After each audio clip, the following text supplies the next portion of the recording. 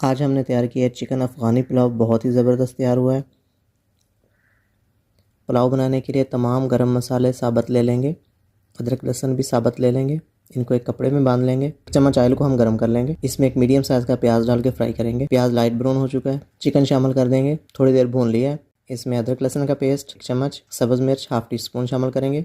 मज़ीद फ्राई करेंगे। तमाम गरम मसाले कपड़े में बांधे हुए शामिल कर देंगे। कटे हुए टमाटर शामिल कर देंगे। नमक और काली मिर्च शामिल कर देंगे हस्बे ज़ायक़ा। गरम मसाला पिसा हुआ शामिल कर देंगे। खुश्क आलू बुखारे शामिल कर देंगे। थोड़ी देर के लिए मज़ीद फ्राई करेंगे। अब इसमें पानी शामिल कर देंगे। पानी बॉयल हो चुका है। इसमें चावल शामिल कर देंगे और दम दे देंगे। एक पैन में 2 चम्मच ऑयल लेंगे।